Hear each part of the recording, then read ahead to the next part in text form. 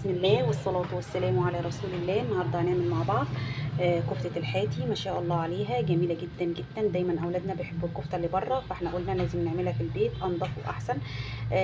انا سألت واحد بيعمل كفتة شوي ما شاء الله عليه. قال لي على الطريقة، وطريقتها حلوة قوي، مش فيها اي صعوبة ولا فيها اي حاجة.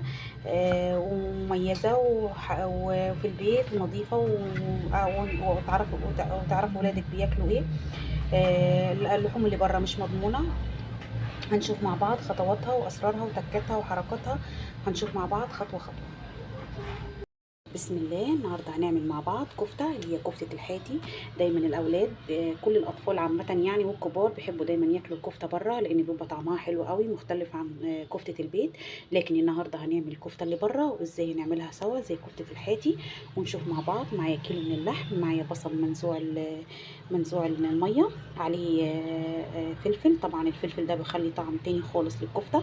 يا سلام بقى لو شطه، لو في قرنين شطه كويسين او حراقين، دول برضو اختياري لو انت حابه تحطيهم. معايا هنا بقدونس الخضار، معايا معلقتين من الزبادي، ده بيطري الكفته قوي. معايا هنا طبعا البهارات اللي هندلع بيها الكفته. عندي هنا البابريكا بتديها لون كويس قوي، الفلفل الاسمر طبعا بيديها طعم حلو قوي. الشطه طبعا الشطه دي اختياري.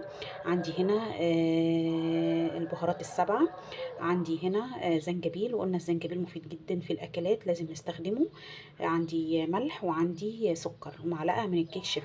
طبعا ميه البصل دي هندلع فيها الكفته في الاخر، ولها خطوات تانية هنشوف مع بعض الخطوات خطوه خطوه. هنحط كل المكونات دي في بوله ما عدا الميه. جبت معايا بوله كبيره هحط فيها اللحم. آه نزلنا فيها اللحمه. طبعا البصل هنزل البصل كله. عندي هنا البهارات، سوري، عندي الكيك شيف هحط منه معلقه كويسه قوي. هو كله الباكو فين، هو نص باكو مش في غير معلقه واحده. هحط البهارات كلها، الخضار،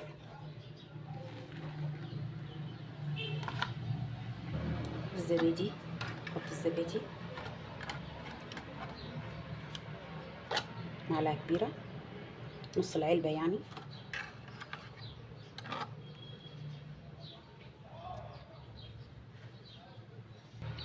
طبعا المكونات دي كلها هعجنها مع بعضها. همسكها كده، انا مش لابسه جلافز، انا بعمل بايدي، بعمل شغلي بايدي. طبعا ايدينا نظيفه وبناكل بيها وكل حاجه. انا بعمل شغلي بايدي، همسكه كله هعجنه مره واحده وهنشوفه مع بعض. بعد كده عجنت الكفته كويس قوي. عايزه بقى تحطيها نص ساعه في التلاجة كده قبل ما تصبعيها. ما شاء الله عجينتها طريه ومتجانسه. ممكن تحطها في التلاجة وبعد كده تصبعيها. ممكن تصبعيها وتسيبيها نص ساعه في التلاجة على حسب راحتك وعلى حسب وقتك وعلى حسب ما انت بتحبي.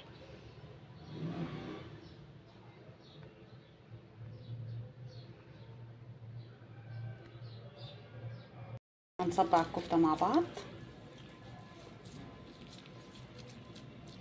انا عاملاها فرم ناعم عشان كده هي ماسكه نفسها. ما شاء الله عليها جميله جدا، ماسكه نفسها.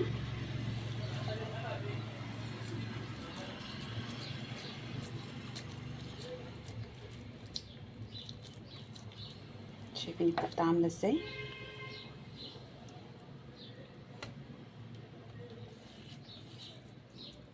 اخر صابع هعمله معاكم، بعد كده هكمل الكميه لوحدي.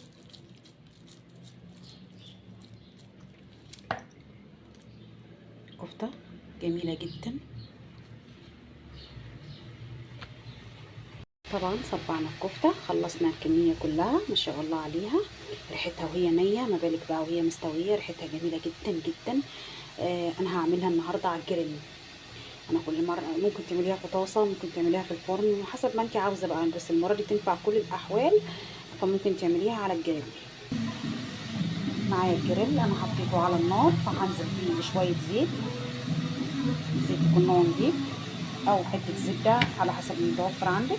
يا سلام بقى لو حته سمنه بلدي تخلي لها ريحه تانية خالص. هنزل بالكفته على الجريل.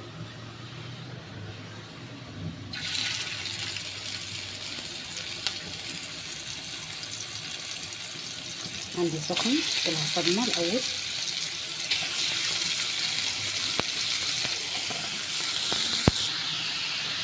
بتاعت الجريل ما شاء الله عليها. هسويها بقى كل شويه امسكها عايزة كده، هحرك بس الصبع من قدام، يعني هحرك الصبع من مكانه. ما شاء الله عليها جميله جدا. انا قلبت الكفته على الناحيه التانية ما شاء الله عليها جميله جدا. انا بس عشان ماسكه التليفون في ايدي التانية.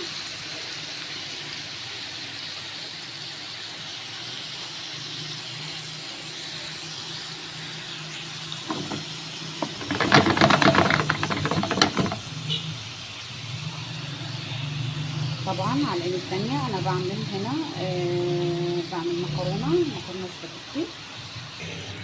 قد ايه كفته جميله لمعتها حلوه قوي.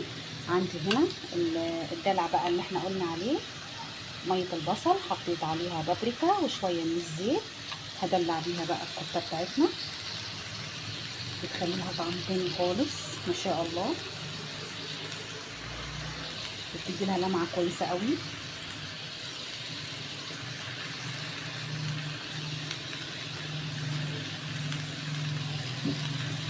ما شاء الله لا قوه الا بالله، جميله جدا. ريحتها مش قادره اقول لكم ريحتها وانا بشويها على الجريل. هتلم علينا الجيران.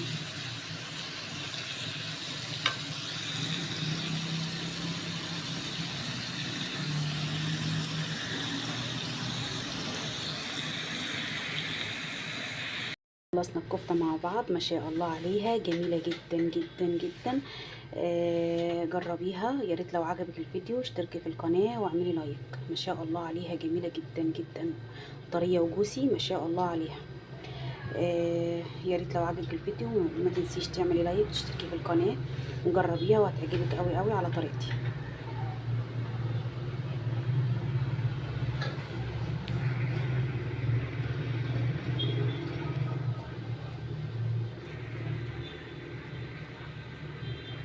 مع الكفته مكرونه سباكيتي ما شاء الله عليها جميله جدا، ومعاها سلطه ومعاها طحينه. ممكن تاكليها بالعيش، ممكن تاكليها بالمكرونه